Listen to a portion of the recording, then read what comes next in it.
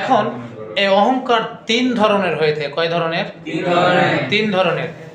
এক নম্বর আত্ম অহংকার, অর্থাৎ অন্তরের দ্বারা কারো প্রতি অহংকার পোষণ করা, বিদ্বেষ পোষণ করা, মানুষের প্রতি কি অহংকার পোষণ করা, মানে মনে মনে অহংকার করা। দ্বিতীয় নম্বর হচ্ছে চাল চলন, কথাবার্তা, কর্মকাণ্ডের মাধ্যমে কি করা? অহংকার করা। মানুষকে চলতে ফিরতে মানুষের সাথে হেয়বোধপূর্ণ করে রাস্তায় সাক্ষাৎ হলে কথা না বলা, সালাম না দেওয়া, এগুলো কি অহংকার করা। তৃতীয় নম্বর কারণ হচ্ছে কথাবার্তার মাধ্যমে অহংকার করা।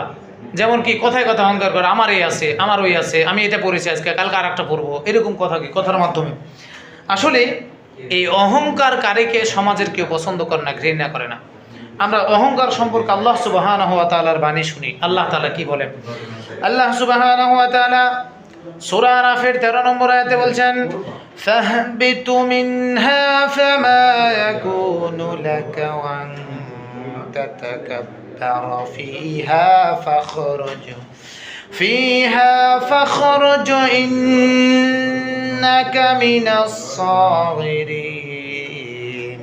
আল্লাহ সুবহানাহু ওয়া তাআলা বলেন, ফাহবিতু মিনহা ফামা ইয়াকুনু লাকা, আল্লাহ তাআলা বলছেন তুমি এই স্থান থেকে নেমে যাও, তুমি এই স্থান থেকে নেমে যাও।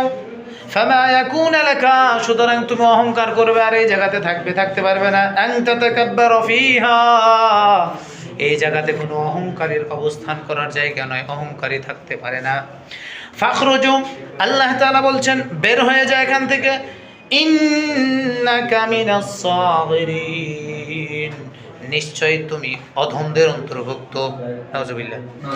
হযরত আদম আলাইহিস সালাতু ওয়াস সালামকে যখন আল্লাহ তাআলা সৃষ্টি করলেন, আদম আলাইহিস সালাতু ওয়াস সালামকে সৃষ্টি করার পর ফেরেশতাদেরকে বললেন, ও আমার ফেরেশতারা, তুমি আদমকে সিজদা করো। তোমরা আদম আলাইহিস সালাতু ওয়াস সালামকে সমস্ত ফেরেশতারা সিজদা করেছিল, কিন্তু ইবলিস শয়তান সিজদা করে নাই। কে করে নাই?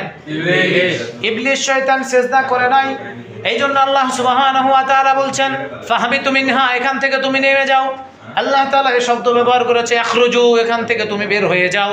সুতরাং শয়তানকে অভিশপ্ত করে বের করে দেওয়া হয়েছে এবং তাকে বলা হয়েছে নিশ্চয়ই তুমি অধমদের অন্তর্ভুক্ত। কাদের?